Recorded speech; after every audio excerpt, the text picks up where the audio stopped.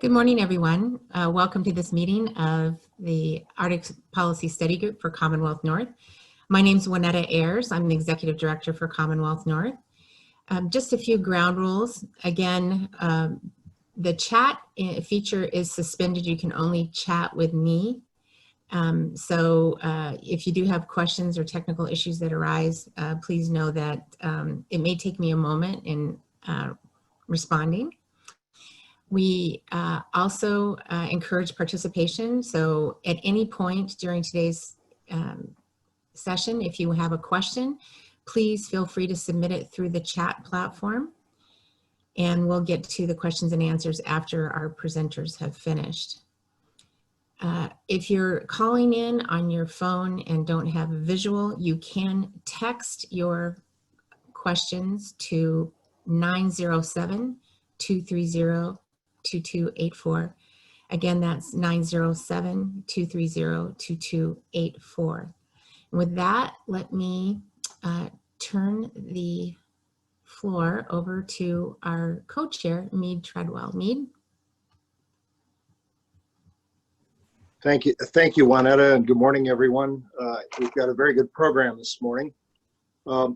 Just by way of introduction to both our speakers and to people online, this is a report that Commonwealth North did in 2009, just around the same time the United States was putting out its first public Arctic policy.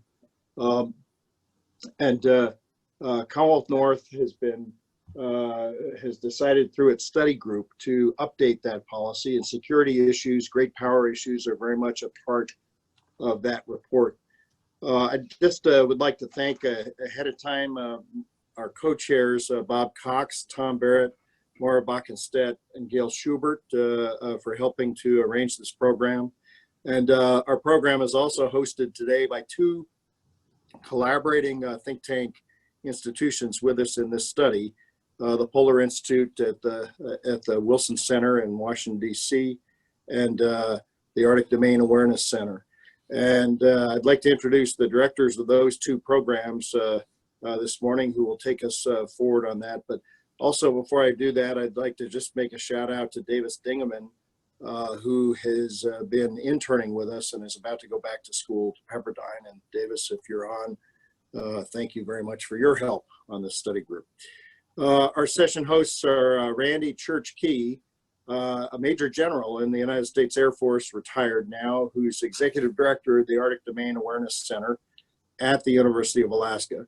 That is a Department of Homeland Security Center of Excellence. And since January 2016, he's led a distributed team of science and technology research and development, and he's contributed to U.S. Arctic strategy, supported domain awareness technology development, and defense support to Arctic crisis response. General Key is also a global fellow at the Woodrow Wilson Center Polar Institute and serves an important role for the International Cooperative Exchange for Polar Research. Dr. Mike Sfraga serves as director of the Woodrow Wilson Center's Polar Institute and Global Risk and Resilience Programs. And he is trained as a geographer of the polar regions. Mike is a Fulbright scholar with a focus on the policy implications of a changing Arctic and Antarctic. And Mike also serves as co-director of the University of the Arctic's Institute for Arctic Policy. And with that, Mike and Church, thank you very much for leading this program this morning. We look forward to hearing what you have to say. Great. Well, Governor, thank you very much for the kind introductions, and I am privileged to help shepherd this effort this morning. The team that we have lined up, that Mike and I pulled together, we're just grateful for them in advance for their contributions. They're great friends to our respective efforts, and we are, as you can tell by me serving as a pro bono member of the Wilson Center's Polar Institute, and Mike being a part of just about everything we do in ADAC when it comes to all things about Arctic policy. The intertwinedness, the interconnectedness between our two centers, I think, is hopefully apparent to all. I would mention to you all this morning that as we look today's discussion for the next little bit, is that we will be focusing today on great power competition in the Arctic region, in and across the Arctic region. And there's a role for the state of Alaska in this, and Alaska, of course, being the place where the United States sovereign territory enters into the Arctic region. it certainly is the entree point for discussing and describing and really outlining U.S. national security interests in the Arctic region. We have, of course, today the people on this panel. We all hit on multiple facets of the Arctic. In this context, today we're focusing or scoping our activities to that of really great power competition, and realizing that competition itself is not necessarily an unhealthy thing. It is actually, if it's managed well, then great power competition could provide perhaps a better set of opening of the Arctic that would be balanced in the conversation and balanced in the investments. But great power competition, in some people's mind's eyes, is a pathway to great power confrontation. What we're trying to avoid, I think, if we do great power competition as a group of multiple nations across the Arctic region, do it right, then we ultimately can manage great power competition in a way that does not escalate into great power confrontation. As a starting point, I will share with you, though, that while today we're focused on this discussion, by the fact that we are zeroed in on this, it doesn't mean that we don't find all the other aspects about the peaceful opening of the Arctic any less important. It's just our mission today is really to address, kind of the strategic context, the geostrategic context of the Arctic region and how this plays into the aspects about rising great power competition or competition between great powers. I will share with you the entry point today, we have the privilege, in addition to an opening set of perspectives of really establishing the geostrategic context of the Arctic. We have, of course, Dr. Mike Sfraga, the director of the Wilson Center's Global Resilience and Polar Programs and Polar Institute. In addition to Dr. Sfraga, we have with us today Mr. Shannon Jenkins, who's a very dear friend, and from my vantage point of the Arctic Domain Awareness Center, which is a DHS Center of Excellence in Science Technology supporting the U.S. Coast Guard's Arctic mission, he's a principal customer. Shannon is the Senior Arctic Policy Advisor at the Commandant of the United States Coast Guard, a critically important role, and he represents the Commandant in multiple forums and also advises the Commandant on all things Arctic policy. Joining us following Mr. Jenkins will be Agent Mike Smith, Blaine Sector of U.S. Customs and Border Protection in Northwestern Washington State. Mike has actually been, Agent Smith has been the guy to help really advance Customs and Border Protections activities and protective services, frankly, for Alaska as operating from Blaine Sector. If it wasn't for Mike, we wouldn't have agents dedicated to the state of Alaska to really advance the Customs and Border Protection mission in this vast coastlines that are largely unprotected. So Agent Smith is as a critical vantage point. He understands that border protection advantage perhaps as well as anyone we could ask to come. And then lastly, finishing up today, of course, you can't talk about greater power competition without thinking about the military component of it. And no finer person to join us on the discussion today than our good friend, Mr. David Martin, who serves as the Deputy Director for J5, the Plans and Programs Directorate of Alaska Command, a sub-unified command of the United States Northern Command, and commanded, of course, by Lieutenant Dan Crum, who is the new commander there who serves a tri-headed role. But as Alaska Command, General Crum, Commander of Alaska Command, General Crum looks to folks like David to help figure out what are the evolving plans and strategy and programs that need to be conducted to better manage great power competition to avoid it from escalating into great power confrontation. So that's the lineup today, and unfortunately, 50 minutes from now is going to be way too short to get all this information out, but we'll make a noble effort at it. And this will be, the sequence today will be very clearly focused on the presentations. Mike and I have both 2 questions apiece lined up. If you have any time after those 2 questions you lined up to take any questions from the audience, please, you can hit it in the chat box, which we'd recommend, but we'll try to get at least a couple questions before we bring this to a close. That said, I need to give the floor to my dear friend, Dr. Mike Sfraga, to share a screen and give that geostrategic context about the Arctic. Mike, you've got the floor. Thank you, Shannon, and all my other buddies on the panel, and Church. Thank you so much for the partnership between ADAC and the Wilson Center, and thank you very much to Commonwealth North for doing this important for our state and the way in which our state influences the nation. Mead, thank you as co-chair of the Polar Institute. I want to thank you for your leadership there and also for the friendship and the connection from Washington, D.C. to our state. I'm calling in from Fairbanks. I've been home for several months. It's very nice to be home for a while. It also provides me better insight into the work in D.C. To set some very quick context, just a reminder as to where we sit as a state. We've always been important when it comes to the nation's defense. We've always been important as an economic engine for various parts of our global economy, certainly our U.S. economy. But we have to often remind ourselves, even as Alaskans, how geostrategic we are, perhaps now more than ever. And so I use this slide often to remind either friends in D.C. or globally about the North American Arctic and how strategic Alaska is to the nation's energy equation, to the nation's defense, on and on. So I think it's a good reminder. I have two following slides that I think also help to set some context. I've been asked why the interest in the Arctic. So I came up with a framework called Navigating the Arctic's 7 Seas.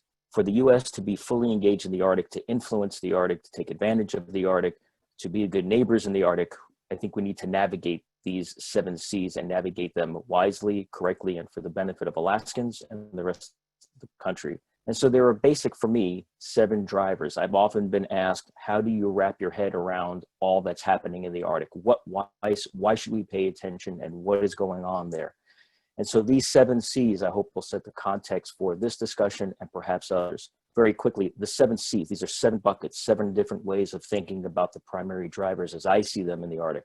Obviously, climate, commodities from fish stocks to rare earth minerals across the board. Commodities are driving a lot of the issues in the Arctic. Commerce through shipping, including ports, but shipping is a major driver, especially the Northern Sea Route, but also in the Arctic. Connectivity in all of its forms, certainly internet connectivity, but roads and ports and rail. Connectivity is another major driver and something we as a state should aspire to in terms of building out our connectivity. We cannot leave out our communities. Of course, they are significant drivers, and we should move from an idea of sustaining communities to thriving communities in the Arctic, especially here in Alaska. There is significant cooperation in the Arctic, and we should leverage this cooperation. The only 2 places that I know of where there's constant cooperation between the Russian Federation and the US is in the space station and various components of Arctic discussions. We should try to build on that, being eyes wide open to the fact that there is real competition in the Arctic and growing concerns in the Arctic, not just from the Russian Federation, but from non-Arctic states like China. I've been asked several times about the Great Game. Is this a new Great Game? Well, yes and no. It's a reboot of the Great Game during the Cold War with the added dimension of China having significant interests in the North, and we'll tease that out later on. But in the spirit of Great Game, I've been working with this Great Game analogy, and even though it's not meant to be pejorative, it does get chuckles, but it puts in context the bigger issue and puts the Arctic in a bigger context. So for the Great Game, in my view, Russia right now is playing the game Survivor. Okay, 20% of their GDP, 30% of their exports are coming out of the Arctic. The Russian Federation's future goes through the Arctic because of natural resources and the resource development and extraction. But they're playing the game Survivor, a declining demographic, stance on exports. So they're just trying to hang on economically. China, they play the game Go. This is long-term strategy. If you look what they've done in Africa, in the Middle East, elsewhere, these are long, decades-long strategies to influence through economic development, investment, and building out of their military forces, including their aspirations to have a blue ocean economy. Again, not pejorative, especially this next one. The United States, we play the game Twister. We are all over the globe. We are in the Middle East, the Baltics, the South China Sea, you name it, we are the global power. So when you add the added dimension of the Arctic to this new game of Twister, it is no wonder our military has concerns about their ability to take on another new ocean. And so I think we have a role to play in strategically influencing the discussion as to why it's in the nation's defense for Alaska to continue to be the vanguard of our nation's defense. With that, Church, I hope that this lays a context for colleagues and provides at least some context for a broader discussion later on. So thank you. Dr. Sfraga, thank you very much for that. And that's a great set of analogies. I know you had, obviously well stated saying this is not pejorative. It's a way to frame the conversation, frame the atmosphere in the conversation. So let me now take that as a springboard into, we're going to talk about different aspects of the U.S. Coast Guard. We're talking about the maritime approaches to the U.S. Arctic region, within the Arctic region for U.S. national interest.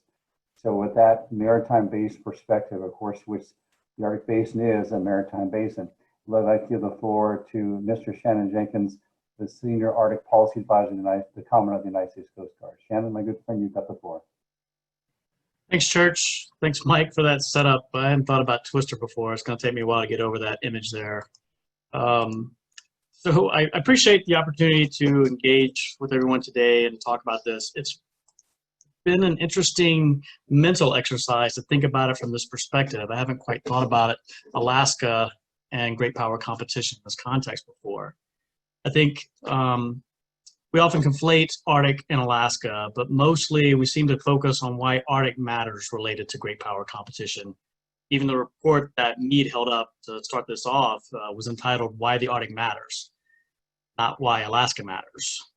Some of the usual talking points on why the Arctic matters include the fact that the Arctic represents the northern approaches to the entire Western Hemisphere.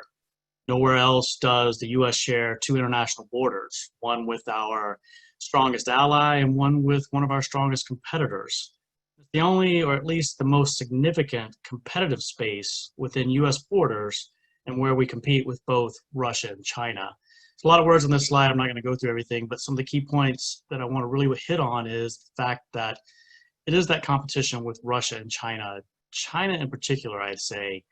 And that competition equates to not only competition for resources, but for influence, which challenges the rules-based order that we have in the Arctic. And it's increased demand for U.S. governance and leadership across the Arctic.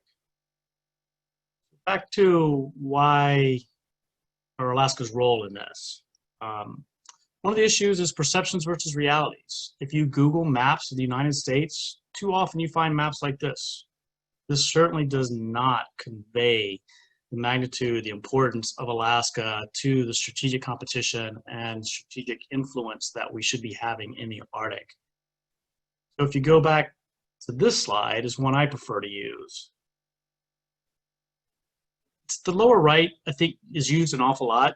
It certainly shows the magnitude and size of Alaska compared to the lower 48, but it doesn't necessarily convey that strategic importance. The one in the left, the bigger graphic there, is one I prefer to use. This shows the entire U.S.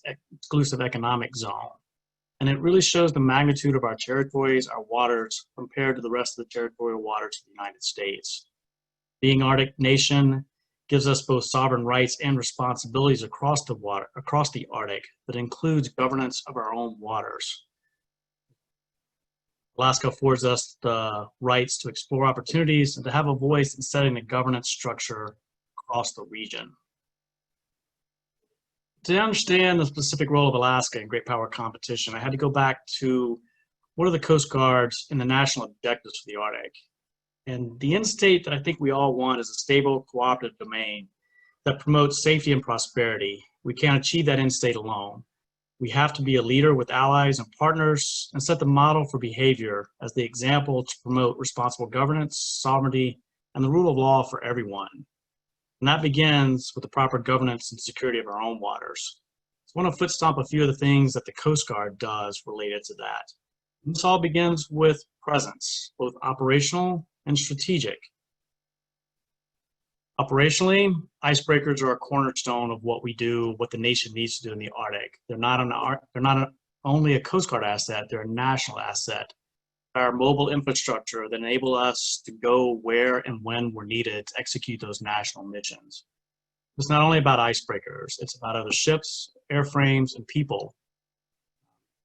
Alaska, Coast Guard has the vast majority of our infrastructure is located in Alaska. We're updating or building out new infrastructure to support the offshore patrol cutters and fast response cutters moving into Alaska and being homeported in Alaska. We're also updating and improving the infrastructure in Kodiak, where we have the new C-130J models coming online. For the people, we have our task force that engage with the communities. We have an aviation task force, marine safety task force, and enforcement task force. It's about engagements all across the region to help shape that governance, promote safety, stewardship, to regulate, to prevent activities that are happening there, the changes that are happening there. And there's the strategic presence piece of this. And this is the governance and engagement elements as well. So as part of that strategic piece, our 2019 Arctic Strategic Outlook is a key message on that. It articulates what the Coast Guard's objectives are, what we intend to do in securing the Arctic. It also, the other strategic engagements includes the Arctic Coast Guard Forum, where we were a leader in establishing that forum. We've been a leader in maintaining its operations. Also very active from the Coast Guard, very active in the International Maritime Organization with the development and implementation of the Polar Code. We also worked with a strategic competitor in promulgating voluntary guidelines for vessel traffic management in and through the Bering Strait region. Currently, we have an Alaskan Arctic Coast Port Access Route Study, where we're seeking information and input to better understand the safety implications of the increased maritime activity and deconflicting that with subsistence activities. Another key piece of that strategic engagement is our leadership engagement. Our leadership from all levels, from the commandant all the way down, engage in various forums to promote the Coast Guard as that partner of choice across the region. That's really what our national objective is. It's about being the partner of choice with allies and partners. And that's a key point in being able to shape the region as cooperative, prosperous, stable. That's something I think that often missing in the conversations. I think we're missing an opportunity to leverage other instruments of national power and to influence and to shape the Arctic. This includes Alaska. This is a prime example, a map I like to use an awful lot. It shows the activity in and around U.S. Arctic waters, around Alaskan waters. It shows the breadth of international activity. You have Canadians, Russians, Chinese, you have Bahamian flagged cruise ships, you have Singapore flagged ships, you have a Netherlands cargo vessel, South Korean research vessel. It's the full gamut of different nations interested in exploring opportunities in the Arctic. What's missing is a visible U.S. sovereign presence. The only U.S. flagged vessel on this particular day was a research vessel. This isn't unique. I typically get snapshots like this from our District 17's office, several snapshots a year showing this breadth of activity, but also that lack of sovereign presence for the U.S. here. Again, what does this mean for Alaska to be part of or have a role in that great power competition? Point two, I don't have a slide on this one, I'll just kind of talk to this one. The Arctic Circle Assembly. Senator Murkowski always participates in that, and she is always a very strong voice there. Her remarks are always very eloquent, on point, and resonates with the audience. But I don't see a lot of other Alaska presentations there. I don't see many panels talking about the U.S. Arctic, about the Alaskan Arctic. Last year, for example, though, we had Senator King and we had the governor of Maine talking a lot about what Maine is doing and promoting as a partner for the Arctic regions. They had several panels also on Maine, both last year and the year before. I'm just not seeing that voice, that Alaskan voice, when it comes to these discussions. Still this picture from the Air Force Arctic Strategy, and shout out to Iris Ferguson for this one. I really like this to really emphasize that strategic importance of Alaska. Not the strategic importance of the US, but the strategic importance of Alaska to the Northern Hemisphere when it comes to the Arctic. I think like I said, we're missing that opportunity to leverage other instruments of national power. That should be Alaska. This shouldn't be what the federal voice is doing or the federal entities are doing. This needs to be what the federal, state, local, community leaders are doing. We need to have more of a united front to promote U.S. values, to promote U.S. as that partner of choice, counter the influence of malign actors and others that don't share our values when it comes to governance and management of the region. With that, I know I ran through that pretty quickly, but I want to make sure we have time for questions and answers with this. I'll turn it back over to Church with that. Shannon, thank you so very much for that. It's a great rundown, and 2 points of reflection I'd offer. That number one, this year the Arctic Command Awareness Center had the privilege of hosting 2 panels up until the event was canceled, postponed to next year. So we'll have those 2 panels requeued for next year. And so it will be an Alaskan focused discussion on the Arctic that we'll be leading this next, so now it'll be October 2021, the starting point. But great reflections overall, and I'm grateful for those perspectives. We'll follow up with the Q&A here, because some of the things should naturally lend themselves to discussions I have, Mike and I have queued up. I'm going to go from the maritime approach now to really a shoreline, and the Customs and Border Protection takes on that role as threats and concerns come shoreside, and to become an area of security interest to our colleagues at Customs and Border Protection. They get a lot of spotlight on them in the Southwest Border region, but they also have responsible for all the nation's national boundaries, to include those within Alaska. At this point, I'd like to give the floor to my dear friend, Agent Michael Smith, Blaine Sector, Customs and Border Protection, for your reflections. Mike, the floor is yours. Church, I'm not seeing him. We may have lost him, so we might need to go to the next speaker, to Doug Martin. No worries, it's easy to go. I know Mike's been having problems in and out this morning, so I'll send him a note after we get started here. But let me take now a moment to cue. We'll get back to Mike shortly, hopefully. But we'll springboard from Michael to our good friend, Mr. David Martin, who again is the Deputy J5 at Alaska Command. And in the queue up for Mike, sorry, for David here, excuse me. He is, of course, in the business implementation plans, strategies, policies, programs that support Alaska Command's activities in the Arctic region.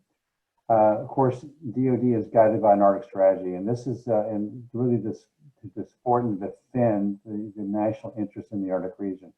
In this aspect, David's organization is really kind of that chief on point organization that worries about the 3 broad interlocking sets of national security interests and how to defend those. 1, of course, the United States is U.S. homeland. 2, the Arctic is a shared region. And number 3, the Arctic is a potential corridor for strategic competition. ALCOM is on point in trying to address those things, and as DoD, of course, reports on these concerns to Congress. So at this point, I give the floor to Mr. Martin for his reflections. I'll go try to find out where it happened, my good friend, Agent Smith. David, sir, you have the floor. Okay, hey, thanks so much, Church, for allowing me to join the distinguished audience for the panel discussion. I'm once again impressed with the wealth of knowledge shown by the previous speakers, and much thanks to Commonwealth North for hosting this event. I'd like to first give some background information as a scene setter, and then we'll look a bit at the great power competition from the Alaskan Command perspective. The Department of Defense, or DoD, has a long history of partnering with a variety of entities to ensure our national security. Whenever possible, DoD will continue to seek innovative, cost-effective, small footprint ways to achieve its objectives. DoD will also continue to apply the 4 overarching principles articulated in the National Strategy for the Arctic region. Those include working with allies and partners to safeguard peace and security, making decisions using the best available scientific information, pursuing innovative partnerships to develop needed capabilities and capacity over time, and following established federal and DoD tribal consultation policy. As a subordinate unified command to U.S. Northern Command, or NORTHCOM, Alaskan Command views Homeland Defense as a no-fail mission. From the NORTHCOM commander's perspective, our adversaries are actively searching for ways to hold our homelands at risk, and they will exploit any opportunity where they perceive we are weak. As Homeland Defense is our most sacred of missions, it's our focus, it's our duty to remain ready to not only respond, but to defeat any adversary that chooses to hold our homeland, our communities, our families at risk.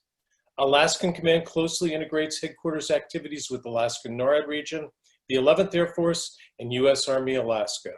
The unique operating environment of Alaska in the Arctic requires its own specific contingency plans for homeland defense, and defense support of civil authorities, especially as compared to most of the U.S. NORTHCOM AOR. The extraordinary challenges of operating in the Arctic and Alaska are plentiful. This taxing environment makes maintenance and operation of equipment strenuous and demanding. It falls to ALCOM to ensure the existence of or advocate for appropriate joint and service capabilities to function in this extreme environment. We must continue to prepare and posture our forces to ensure the Arctic is a secure and stable region where U.S. national interests are safeguarded, the U.S. homeland is defended, and nations work cooperatively to address shared challenges. DoD's prioritized objectives for the Arctic region include, number one, defend the homeland. I've already spoke to that a bit. The Arctic strategic terrain, because it constitutes the northern approaches to the United States. DoD must defend the homeland against threats emanating from these approaches. Number two, compete when necessary to maintain favorable regional balances of power. The Arctic is a potential corridor between the Indo-Pacific and Europe and the U.S. homeland for expanded strategic competitions. Strategic competitors may undertake activities in the Arctic in order to advance their goals for their regions, and we see that happening. DoD must be prepared to protect U.S. national security interests by taking appropriate actions in the Arctic as part of maintaining favorable balances of power in the Indo-Pacific and Europe. The last prioritized objective is ensuring the common domains remain free and open. The Arctic is a shared region comprising the territories of the 8 circumpolar nations and including the Arctic Ocean.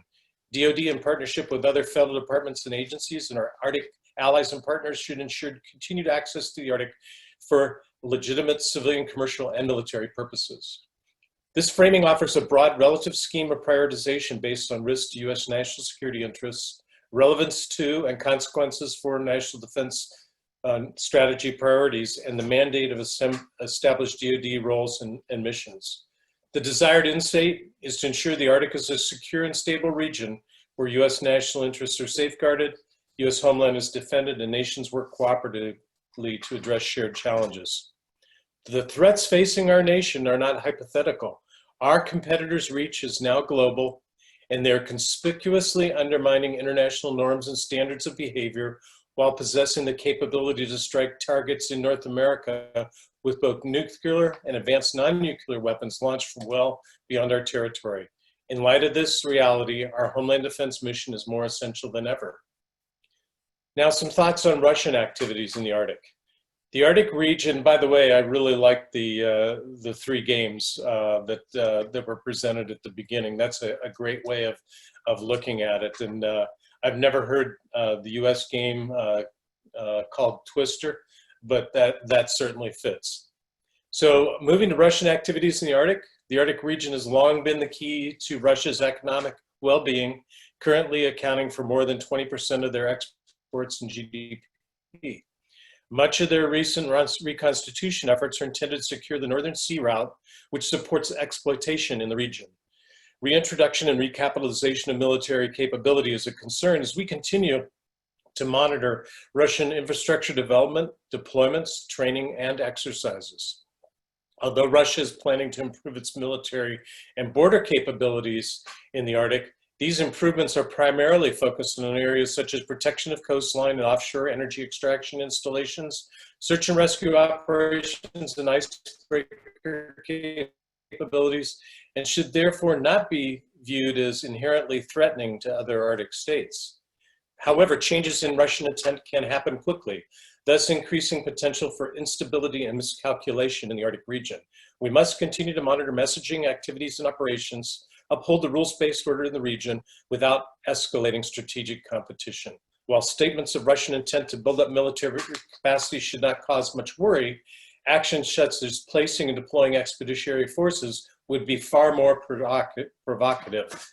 Russian refusal to recognize the decisions or authority of international organizations in the Arctic, or its withdrawal from such organizations, should be considered a strong signal that Russia is truly shifting from a cooperative to a confrontational posture in the Arctic. So what does DoD intend to do? We must invest in those capabilities that improve our ability to detect, deter, and if necessary, defeat threats that may use the Arctic region as an avenue approach to the homeland. We must ensure domains remain free and open for legitimate civilian, commercial, and military purposes. Now turning to China. China is a nation with tremendous resource needs. The Arctic is a region with considerable resource potential, hydrocarbons, minerals, and marine protein. In this context, China's Arctic activity is understandable. However, most potential resources are within the exclusive economic zones of other nations. Any attempt to exploit resources in another nation's EEZ without authority is a violation of sovereignty. Chinese Arctic policy centers on the premise that they inherently have the ability to explore and understand the Arctic. It's in their interest to ensure unfettered access to the Arctic. However, China's presence for the Arctic has prompted an unusual degree of interest in Iceland. Iceland, not too long ago, was facing economic crisis, and China bailed them out. Not too long later, China and Iceland signed a historic free trade agreement. Then came Iceland's support for China to become an observer to the Arctic Council, which they were successfully attained that in 2013. We as a nation, along with allies and partners, must continue to encourage China to act responsibly and cooperatively in the discovery and development of this historically peaceful and cooperative region of the world. Chinese activities in the Arctic today require diplomatic attention and a whole-of-government approach to ensure that their activities do not counter U.S. interests, the interests of our allies and partners in the region, or set a sequence of escalating events that could lead to conflict. So let me talk real quickly about some cooperative activities now that we've talked about competition. Canada and the United States have always had a cooperative yet complicated relationship regarding the Arctic. However, the two countries' evolving strategies and overarching national security objectives are well aligned, highlighting the advancement of security interests, pursuit of reasonable stewardship, and strengthened international cooperation to contribute to a peaceful, stable, and conflict-free Arctic region. The Alaskan NORAD region partners with Canada on a daily basis with respect to efforts on defense, security, and safety in Alaska and the Arctic and the Canadian Arctic.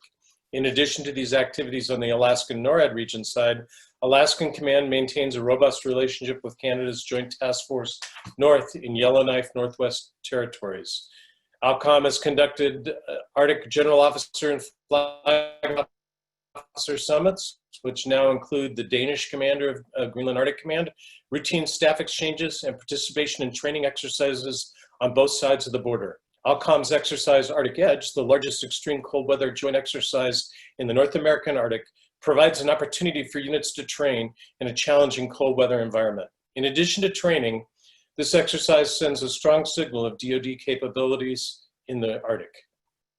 In addition to that cooperative effort, we have an ongoing Arctic Symposium program, which has benefited from Church Key and ADAC's involvement in the most recent symposium to get leaders to continue their focus and education on the Arctic region. Both the United States and Canada stand to benefit from leveraging investments that enhance existing relationships and develop new capabilities to protect North America from external threats that may arise and contribute to security, safety, and stewardship in the region. ALCOM continues to monitor activity in the Arctic and work with our partners to prepare and train in support of our homeland defense and defense support of civil authorities' responsibilities. On behalf of our commander, I thank you once again for the opportunity for ALCOM representation at today's event. David, thank you. Exceptional rundown. And you demonstrated to me once again that as a J5, you represent a huge brain that supports the Commander ALCOM as well as the assigned forces under essentially the Tri-Command hat of ALCOM 11th Air Force, Alaskan NORAD region, supports Lieutenant General Crum. Let me just do a quick call out to my friend Agent Smith. Michael, were you able to successfully dial in? Let's do a quick comms check. Mike, are you there? Over.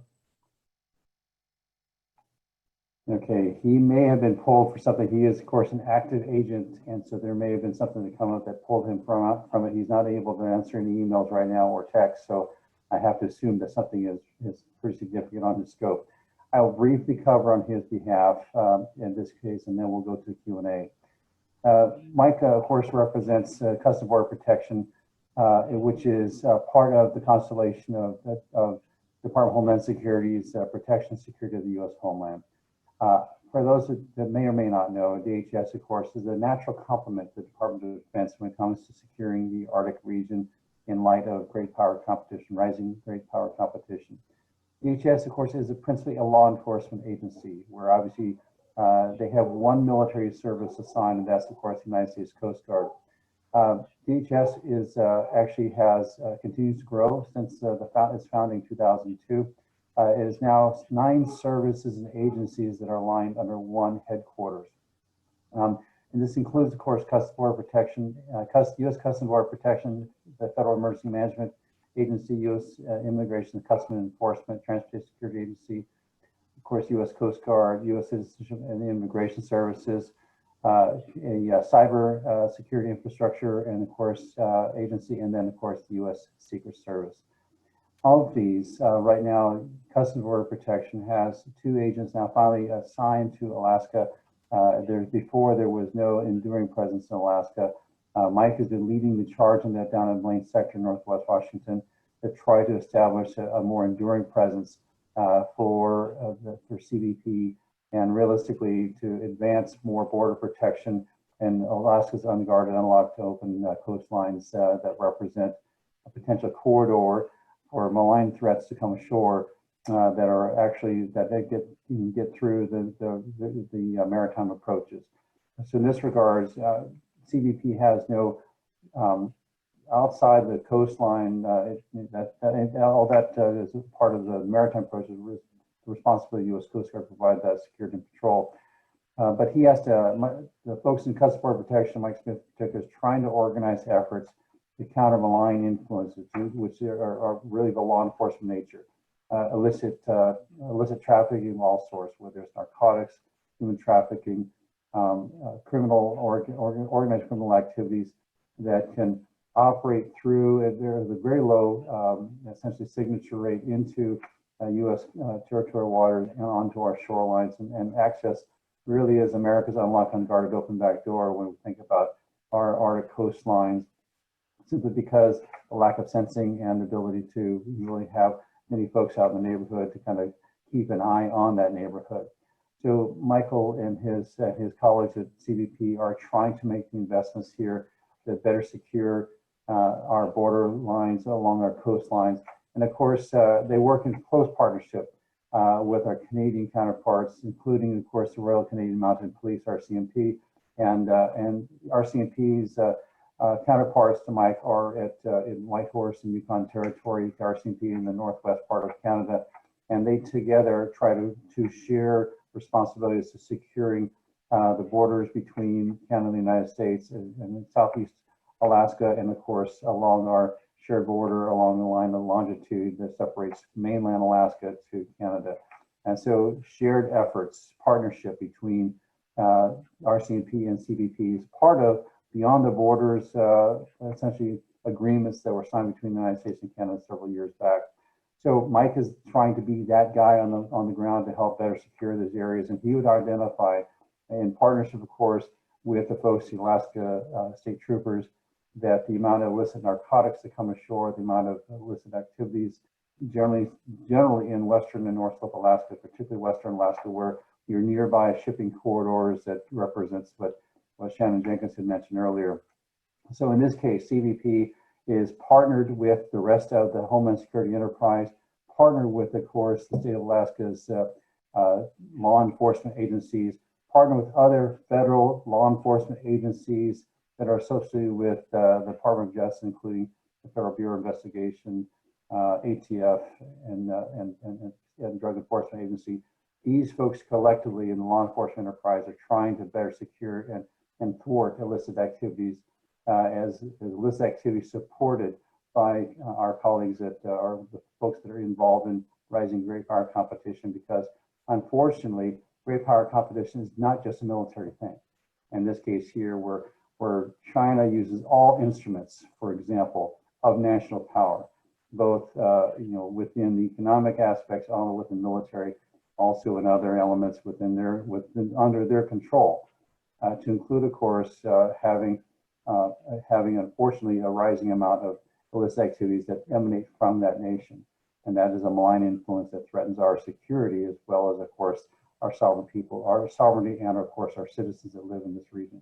So I'll stop that for a moment, and then now go to kind of the questions we have queued up here in the last few minutes. Again, I'm sorry that Mike couldn't rejoin us here, but we'll find out what happened to him afterwards. And that is the best intel you can make on a short notice aspect, I guess, to cover his real estate. Let me go to my good friend, Dr. Mike Sfraga, to pose the first question as we go back and forth for a bit and then go from there. Thank you, Church, and great rundown there from for the other presentation. I guess I had a couple of questions queued up, but I've changed them. I've produced an audible here. I want to do a thread from David's presentation and Shannon's presentation, and sort of set a context and ask a question of both of them. And Church, please jump in as well. We framed Russia really well. I think David, of course, did a great job, from their bastion in Murmansk and the Northern Fleet, how important that is to them for counterstrikes and other potential exercises, all the way to Wrangel Island and the Bering Strait.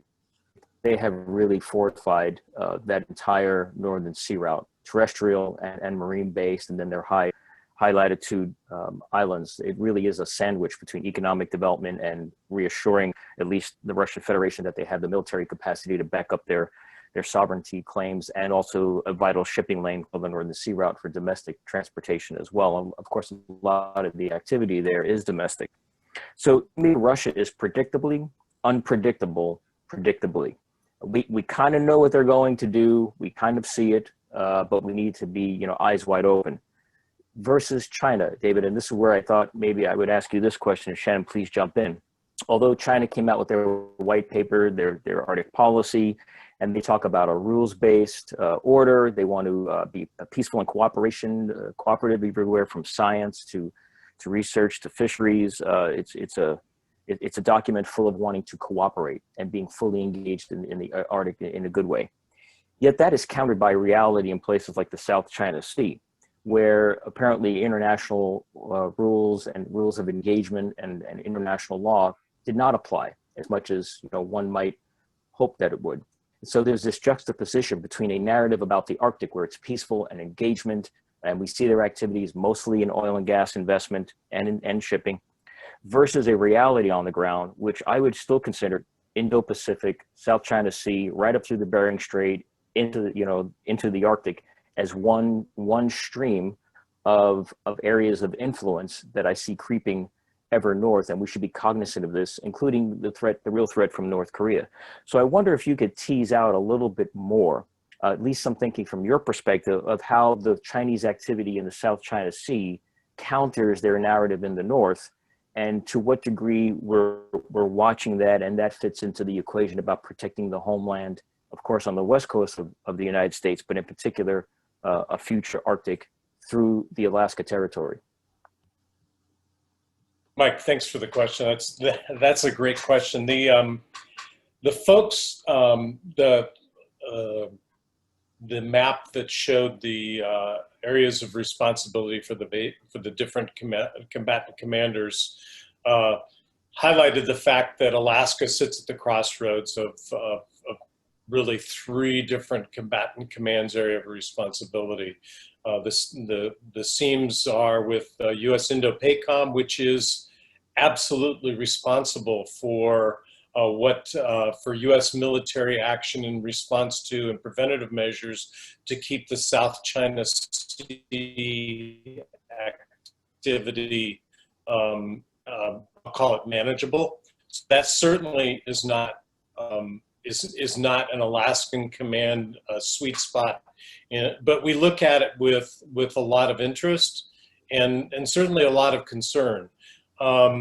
We've seen China come up during President Obama's visit to Alaska. China chose that time to send a signal to the United States when they sailed through the Aleutian Islands after a training exercise. And you talked about working cooperatively. We see a lot of cooperative activity between China and Russia. So they do some exercise together. I would say that is measured. Are we concerned about China undertaking the same activities as they are in the South China Sea up in the Arctic? You know, in the near term, I don't think our intelligence folks would say that's going to happen, but we've sure seen enough activity to know that the Chinese are conducting research in the waters in the Bering Sea that appear to indicate that they have a great interest in mapping and bathymetry for the Bering Sea and the Bering Strait. So China just needs to be watched very carefully, but I'm not going to ring the alarm bells right now for activities such as what they're doing in the South China Sea, happening up in the Bering Sea and up in the Arctic. I could just tag on to that a little bit. I think the concern that I'm seeing about China is, again, their model behavior across the globe, not necessarily specifically in the Arctic, although there are a few examples I'll point to in a second, but perceptions are that with vulnerable communities, the Arctic states are not vulnerable nation states where there's a major potential for disruption there. But there are vulnerable communities across the Arctic that could perceive China as kind of a cash cow, you know, coming in with promises of prosperity, lots of cash, when in fact that doesn't usually happen when China comes in. And that's the concern. It's going in and destabilizing regions, destabilizing these communities, that leads to destabilization of the governance that we have there. In Alaska, I'll give you one example. Last year or the year before, I can't remember which, Shui Long was transiting in and around U.S. waters, and they tried to use some unusual channels, I'll call them that, to try to make a port call in Nome. They obviously did not follow the proper protocols for that, yet by using these other channels, they were trying to get permission that was not, fully vetted permission and just move into Nome. That's not how you're supposed to operate. Those aren't the rules of the road for making port calls. Fortunately, State Department stepped in, the Coast Guard was able to step in and help prevent that from happening. It's that pushing of boundaries. That's what we see with China. They're always going to probe to see what we will and won't tolerate. And again, that's a role that Alaska has in this great power competition, making sure that China follows the rules. No problems with China being in the Arctic as long as they follow the rules, and they just haven't demonstrated that across the globe yet. Thanks. Thank you for that, Shannon and David. And great question, Mike. Frankly, to me, this one here could actually be a conversation for quite some time. And I do think that there are some reflections that we've seen in previous symposiums, workshops that we hosted that really speaks of what I can characterize concerning behaviors as far as environmental stewardship that China has exercised in other parts of the globe, and having such a lack of environmental stewardship happen in the Arctic region would itself have a significantly negative impact to Arctic environmental security, which of course would be an impact to our Arctic residents and ultimately against our national security interests by having malign activities result in really a messed up Arctic environment. Things that happen, like for example, South China Sea happening in the Beaufort or the Chukchi would be catastrophic for our citizenry and really for economic security aspects of Alaska and Alaska's role in the Arctic.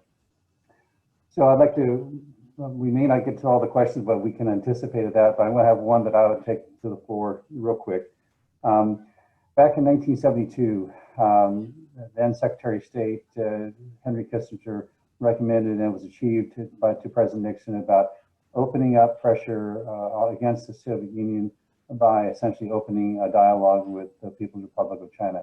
That turned out to be quite a successful strategy to really cause, if you will, the USSR during that time frame to have to think about multiple avenues of pressure that to counter their malign activities back in the day. So today I have this perspective that perhaps Kissinger, if he was right then, is probably right today. But how would that look today? How will we apply the mindset of opening up pressure when we think about the People's Republic of China and the Russian Federation being two principal actors that are rising in their competitiveness in the Arctic region? Is there an approach today by applying the strategic methodology of Dr. Kissinger back in that time applicable today? If that's the case, how would it be so applied? I pose this to Dr. Sfraga, Mr. Martin, and Shannon for your reflections, because I'll probably stop if I won't get any more questions. Let me put that one to the floor. My friends, your reflections. Over. Church, let me give you a 1 minute response on that one. I think David's note about the relationship between Iceland and China is a really good one. And I think we've had the honor of having Dr. Kissinger at the Wilson Center several times. So we've actually talked about engagement around the globe and how his theories have evolved over decades. But I would say this, that with retrenchment in 2008, I mean, Iceland would have preferred to have taken their loans and their support from Western allies and the United States. We simply did not do that. We had our own problems, as everyone else did. There was a global vacuum from the United States, global vacuum and from the United States vis-a-vis Iceland. Who was going to help them? China stepped into that vacuum. And I think in today's Arctic, today's global environment, it's totally different, right? So the more, in my opinion, the more the US retrenches from global leadership, whether it's investment or elsewhere, I think it's counter to the Kissinger model, which is the US should lead and influence as much as possible and reassure global norms. And so in the Arctic, I think we need, as I think around the world, my personal opinion is that the US needs to engage because they are a risen power. They're not going to go away. China will not go away. They might be muted because they do have limited resources and their own issues trying to, over 1 billion people, that it's not a monolithic country. So I think from the Kissinger perspective, it's engagement to counter. I mean, we kind of built the game on engagement, and we should continue that going forward, whether it's in the Arctic or elsewhere.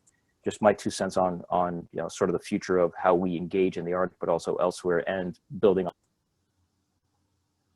Mike, thank you. Let me pivot to Shannon and then David, and then we're going to have to bring this to a close, I fear. Expand on Mike's point there. So nature abhors a vacuum, first and foremost. So to give you an example of that, I went to China in 2017. This was right around the times when the U.S. was withdrawing from the Paris Accords. And every conference that I'd been to before that, someone was making a comment about that in a very negative way about the U.S. I went to China, it was the opposite. We were quite happy that the U.S. was withdrawing from the Paris Accords because they viewed it as an opportunity for them to step in and lead. Again, this is where, again, kind of reemphasizing Mike's point, I don't view it as applying pressure to China and Russia so much right now as we're countering their influence. And again, that's where that presence is key. And that's that strategic presence in particular. Operational presence to make sure that when they probe our boundaries to see what we will and won't accept, that we have to be there to counter that. But it's also in that international arena and that strategic environment, being that partner, setting the model for behavior. Again, I think this is where we need that a stronger integrated approach, where it's not just an integrated federal approach, but an integrated U.S. approach that includes, like I said, the state and locals.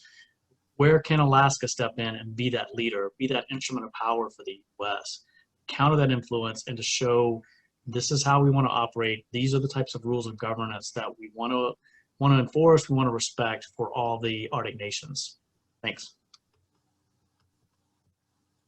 Perfect. That's a perfect segue to my good friend David to have kind of the last word. Then we have to bring this to a close here, and based on the enforcement sands through the hourglass. David. Okay, thank you, Church. Real quickly, I appreciate the other folks' comments.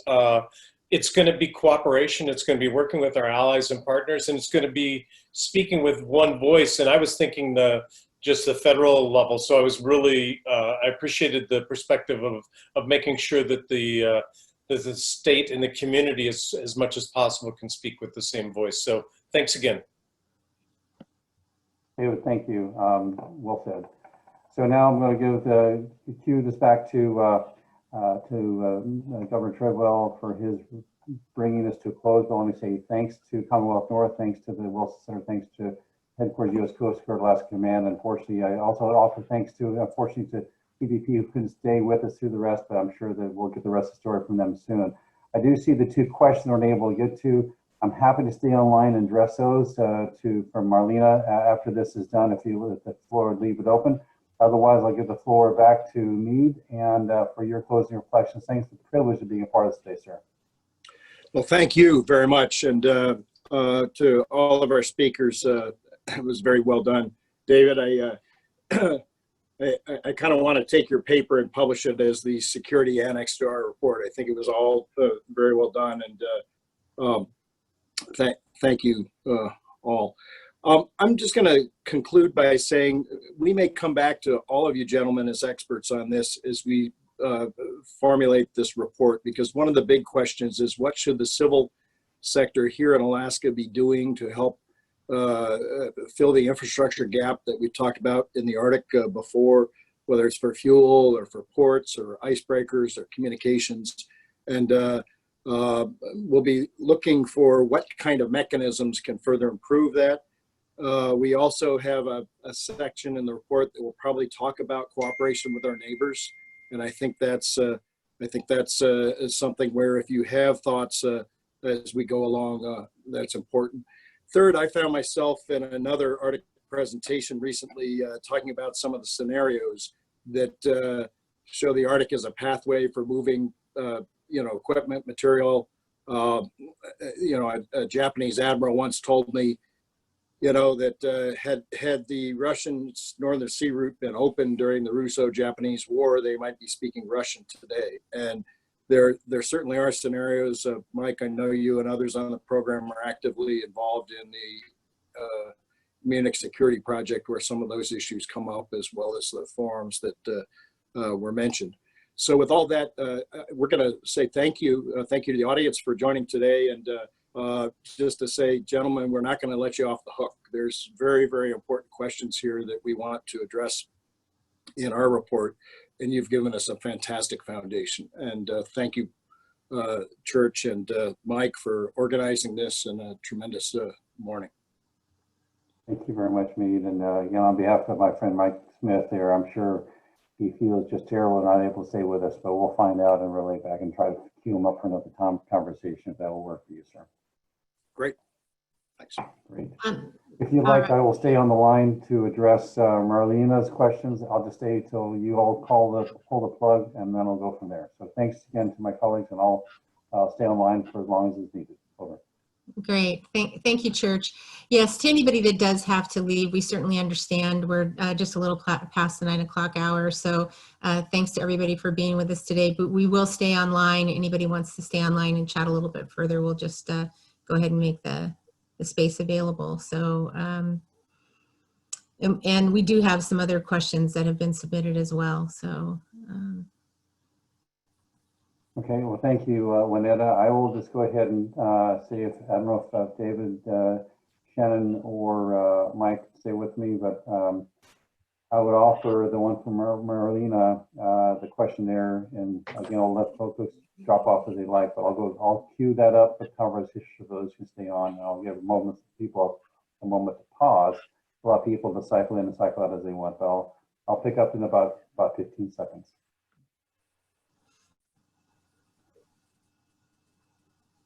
Church, I have another call here coming up in a few minutes. So unfortunately, I'm going to need to leave, but I'll circle back around with you. And I enjoyed the time with Shannon and David and Mead. Thanks again for inviting us. Look forward to the follow-up. I appreciate it. Have a good rest of the day. Thanks, Mike. And by the way, Mike, I have a follow-up for you from John Breedlove, so I'll loop that back to you when we get a chance to talk. But regarding our other effort, I have something for you on that soon to follow. Great. Thanks, Church, and thanks for leading us. And thank you for your service, sir. Hey, Church, David here. I got a couple more minutes, and I see that the 2 questions that were in the chat are kind of a sweet spot for both DoD and Coast Guard. So go ahead. I'll turn it back to you and let you lead. Great, thank you, David. And so we'll tackle those real quick. Yeah, those are, I'm happy to have. But what I like to do at this point is that first, a great question. And from my vantage point, I'll share with you that you are more than welcome to tackle this one. Starting, we'll have Shannon do a follow-up to that, and then also the same for question number 2. So please take this as you can, and then I'll give the floor to to Shannon, excuse me. I have to drop off by about no later than 15 after. So David, you have the floor. Okay, thanks. Real quickly, I appreciate the question and also the underlying thought that that we have some, the question came from a person who is concerned about defense and concerned about things that we need being built. Unfortunately, while DoD is interested in a deep water port, is interested always in updating our systems and our capabilities in order to counter any threat. There is no such thing as a for sure thing in the financial world, world that the federal government lives in. We are obviously going in election season now. Could cause a huge course change with what's going on. We do have supported the current administration, and increasingly so it appears in the Arctic. But in terms of a sure thing for dollars, I would say no. And I imagine Shannon will like you to join in now to talk about Coast Guard investment. Certainly. So there's a lot to unpack in that first question there in particular, or statements. I'm not sure if those are questions or statements in a lot of cases there, but start with the infrastructure piece of it. The short answer is the Coast Guard does not have a requirement for a deep draft port in the Arctic at this time. Well, another deep draft port. We have Dutch Harbor, that is a deep draft port where the cutters that regulate, enforce, protect the fishing fleet, that's predominantly their refueling stop. Nome is way out of the way for them to be able to do that mission at this time. Our icebreakers have a significant amount of endurance. By being icebreakers, they have to plan for the potential of being iced in for extended periods of time. So they have the endurance to be able to operate in the high latitudes and still get back to Dutch for refueling at this point. Again, at this point, I can't stress that enough. The reason that we're focused on our icebreakers as our mobile infrastructure is because of the dynamic nature of the Arctic right now. It's not only changing dynamically physically, but operationally. I'll use Shell. They surged into the Arctic in 2013 to 2015 timeframe and surged back out. Now it's the cruise industry that is surging into the Arctic. We have to plan for a multitude of this type of dynamic activity. So building permanent infrastructure somewhere where we don't know when and where that will be needed, combined with the physical challenges of building in the extreme environments that we face in Alaska, coastal erosion, permafrost thawing, those types of things, are making it difficult at this time to invest in permanent infrastructure, land-based infrastructure. Some other types of infrastructure, though, are more in that satellite domain, looking at ways to facilitate comms, not just mill-to-mill comms, military-to-military comms, but also our communications with the other federal, state, local communities as well with whom we have to engage. Long way of getting around to the infrastructure question is very uncertain at this point. Coast Guard's predominant investment for the Arctic specifically is our icebreakers as our infrastructure. But as I mentioned, we're also investing in infrastructure in Southeast Alaska to support the OPCs and FRCs as they come online and the new models of our aircraft that are coming online to be operating in and through Alaska. The portion about the guns on the icebreakers, again, so you look at Polar Star, 40-plus-year-old ship, we have to play the long game with these vessels as we have to assume that they're going to be operating for a long time and quite uncertain as to what the Arctic is going to look like 5, 10, 20, 30 years from now. So we're putting in what we call space, weight, and power to be able to plug and play for all kinds of mission support. I don't think the new icebreaker will have a gun.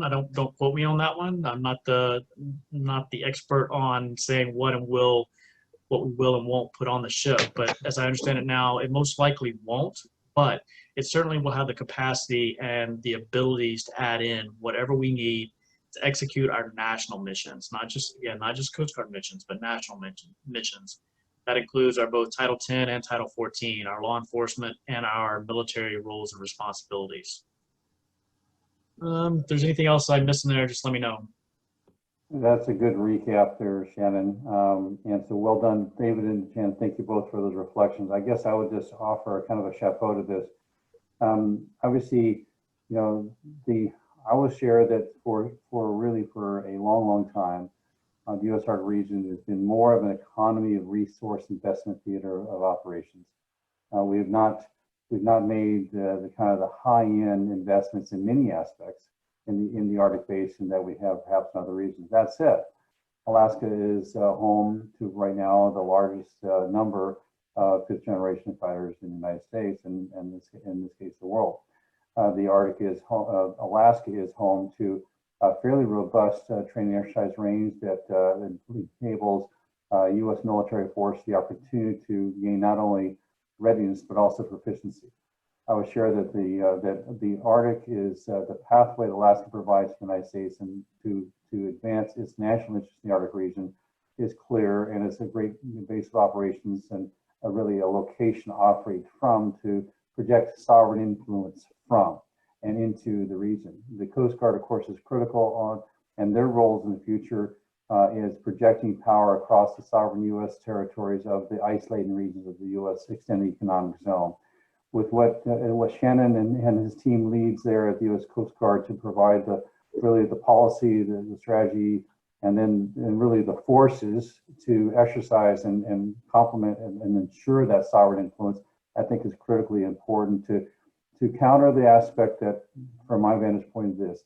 To best way to, when you look at the Russian Federation, as to meet them and from a position of strength. Our national security strategy articulates this.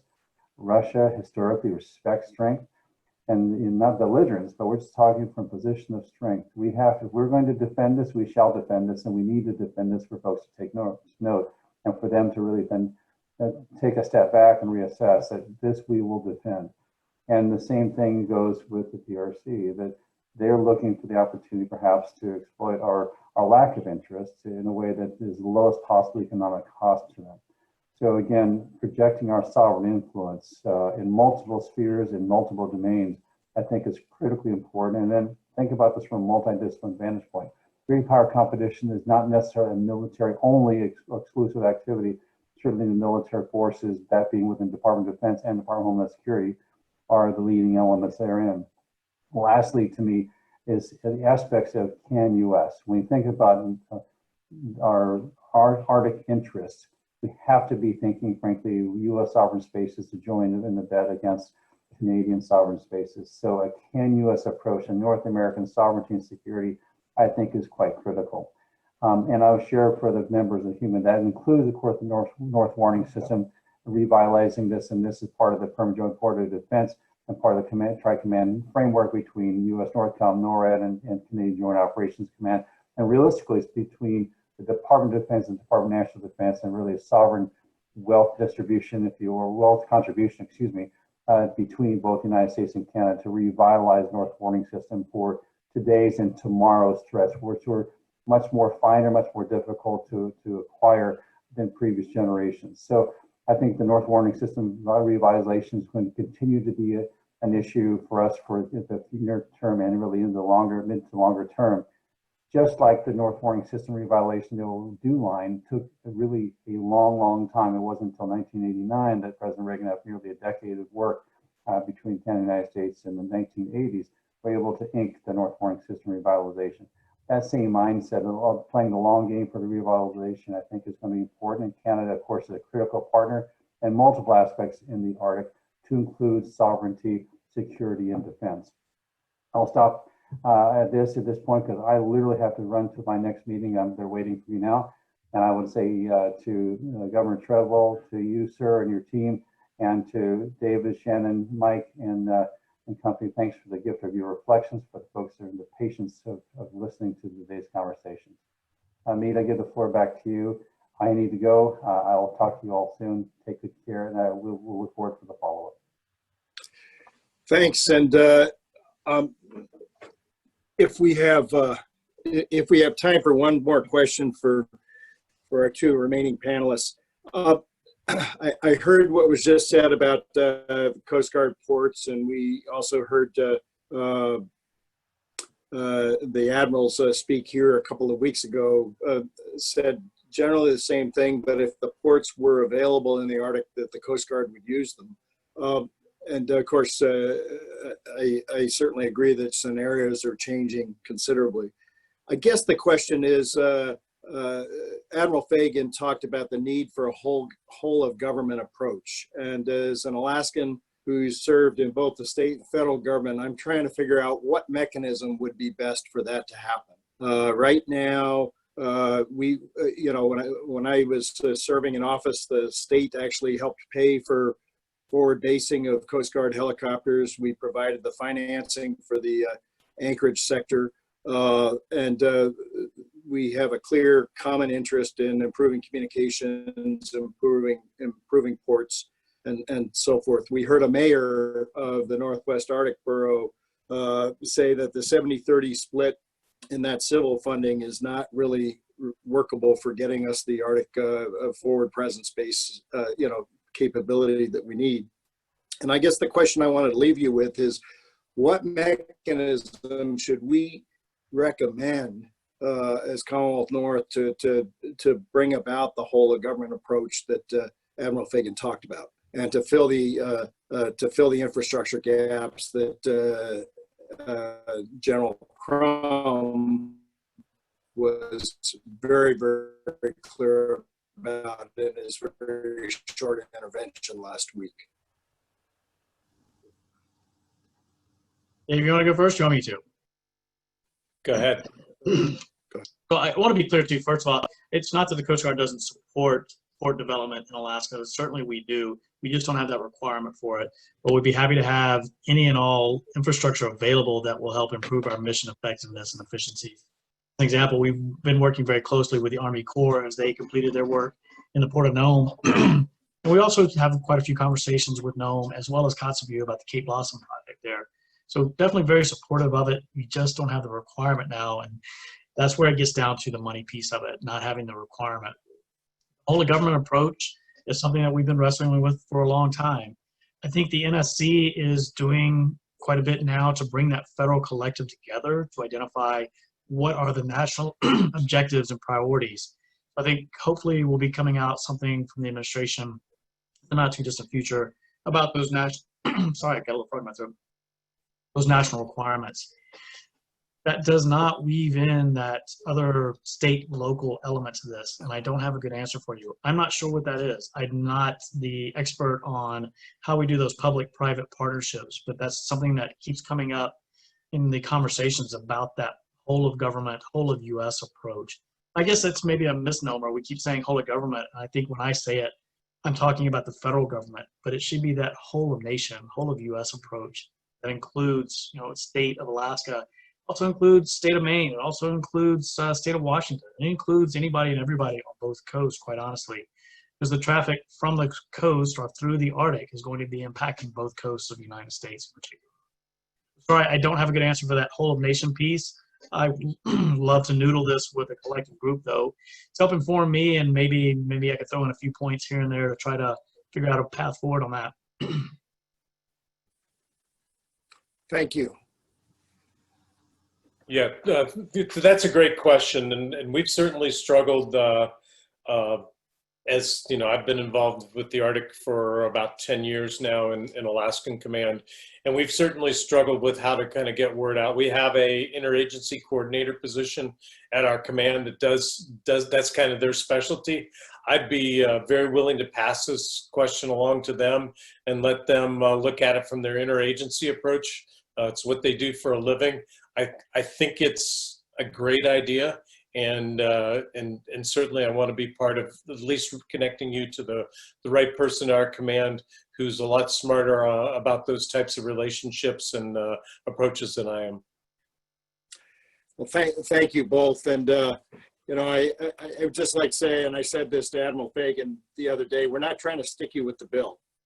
We're trying to say that each of us, if you have a need for forward-based fuel for some sort of expeditionary situation in the Arctic, it matches the civil needs, the needs of the shipping community and the needs of the shipping community that are going to rise. And if we don't serve it, the Russians have a monopoly. When it comes to communications, likewise, almost every scenario that Northcom's looking at for expanded communications works in kind of, you know, as either an anchor tenant or a major user of systems like Iridium and OneWeb and others. But what's interesting is there's the NSC process that was just described has not reached out to the state of Alaska, to our understanding. The Coast Guard answered the question with the admirals before by saying that they're working through the Alaska congressional delegation. But one of the reasons why we're doing this Commonwealth North study now is to try to at least put forward an Alaskan viewpoint of ways that we can help solve these common problems. So with all that, I'm going to hand that back to you, Winetta, and thank our panelists again today. And Winetta, you can tell us what's coming up in the next couple of weeks. Thanks, Mead. We don't have a confirmed session for next week, but we are working on a number of sessions that are focused on energy, telecommunications, state and federal lands, and mining and biodiversity, ocean governance, fishing resources, tourism, the Arctic Council. So we'll be announcing the next sessions soon. We will be sending out notices as soon as we confirm the next session. So please watch your email for those notices. And I want to thank Amy Lauren Lovecraft for the heads up about the Center for Arctic Policies, Arctic Policy Studies publication on China and the Arctic. That link is provided in the chat, and we will post that along with the session recording and the slide decks for this session on the study group webpage. That link is also provided in the chat. And do apologize to anybody whose questions that we didn't get to. There were some interesting references, of course, to some changing circumstances across the Arctic with climate change, the advancement of both military and civil commercial activity in space and how that may change the Arctic.